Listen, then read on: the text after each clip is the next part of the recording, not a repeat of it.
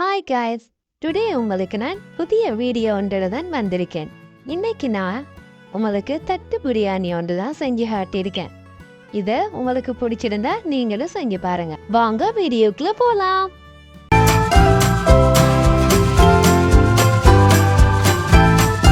வளமையா நாங்கள் செய்கிற பிரியாணிக்கு மாதிரி இதுக்கு அதிகமான பொருட்கள் தேவையில்லை. நாங்கள் பிரியாணி செய்யும் போதே ஒவ்வொன்றா நாங்கள் என்னென்ன தேவைன்றதையும் பார்த்துக்கொள்ளலாம். இது நான் 2 பேர் சாப்பிட்ற மாதிரி 250 கிராம் பீஃபில் தான் நான் இந்த பிரியாணியை செஞ்சுருக்கேன். முதல்ல நாங்கள் கறியை ரெடி பண்ணுவோம். அதுக்கு 250 கிராம் பீஃபுக்கு ஏற்ற மாதிரியே நான் பெரிய வெங்காயத்தில் பாதியை நீளமாக கட் பண்ணி அதோட சேர்த்து கருவேப்பிலை சேர்த்து நாங்கள் எண்ணெயில் நல்லாவே வதக்கி கொள்ளணும். அதுக்கு பிறகு நாங்கள் எடுத்து வச்ச இஞ்சி பூண்டு பேஸ்ட்டை அதோடைய சேர்த்து நல்லாவே மிக்ஸ் பண்ணி கொள்ளணும். அது நல்ல பச்சை மனம் மாறும் வரைக்கும் அதை நாங்கள் மிக்ஸ் பண்ணி கொள்ளணும். அது நல்லாவே வதங்கி வர டைமில் இதுக்கு தேவையான ஸ்பைசஸை நாங்கள் சேர்த்து கொள்ளணும். மஞ்சள், அடுத்தது இதுக்கு தேவையான கரம் மசாலா இதெல்லாம் சேர்த்து அதில் நல்லாவே கலந்து கொள்ளணும். இது நல்லாவே வதங்கி வர டைமில் இதுக்கு சின்ன துண்டு தக்காளி ஒன்று எடுத்து நாங்கள் இதுக்கு போட்டு இதை நல்லாவே வதக்கி விடணும். சட்டியில் அடியில் பிடிக்காம இருக்கிறதுக்கு நாங்கள் கொஞ்சமாக தண்ணியும் இதோட சேர்த்துக்கொள்ளணும். அதுக்கு பிறகு நல்லாவே வதங்கி வந்த பிறகு நான் எடுத்து வச்ச 250 கிராம் பீஃபை இதோட சேர்த்து நல்லா மிக்ஸ் பண்ணி கொள்ளணும். பீஃப் நல்லா அமைஞ்சு வாரத்துக்கு இதுக்கு 3-4 கரண்டி தண்ணியை ஊற்றி சட்டியை மூடி விடணும்.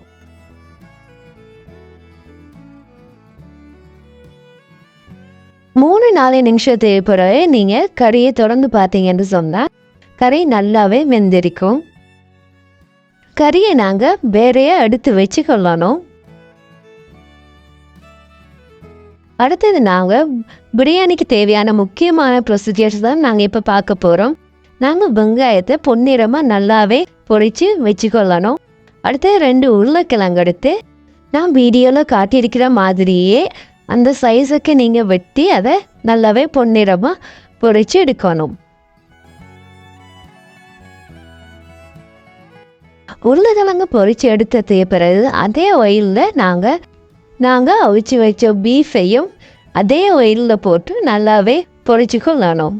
பீஃப் நாங்கள் பொரிக்கும் போது நல்லாவே பொரிய தேவையில்லை, ஓரளவுக்கு பொரிச்ச போதும்.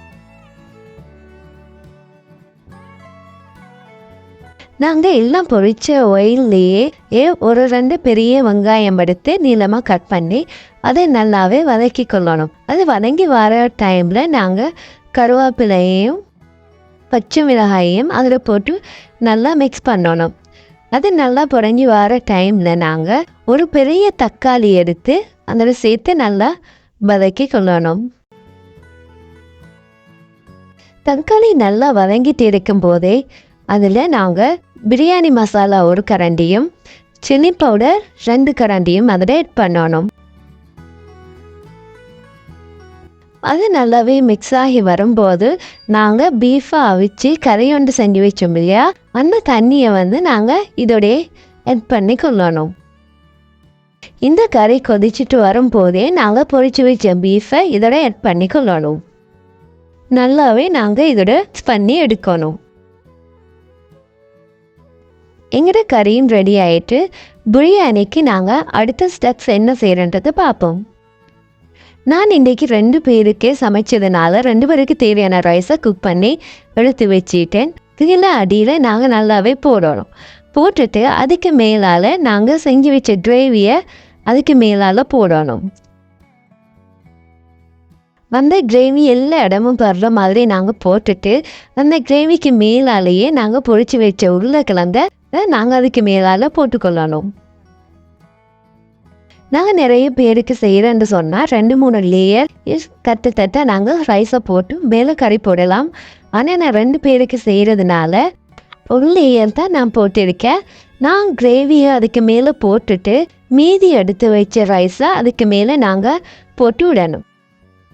பொரிச்சு வச்ச வெங்காயத்தை அதுக்கு மேலே நாங்கள் போடணும். நாங்கள் லாஸ்ட்டாக இதுக்கு மேலால் தேங்காய் பாலோட மஞ்சள் கொஞ்சம் கலந்து அதுக்கு மேலால் 2-3 ட்ரோப் அதை விடணும்.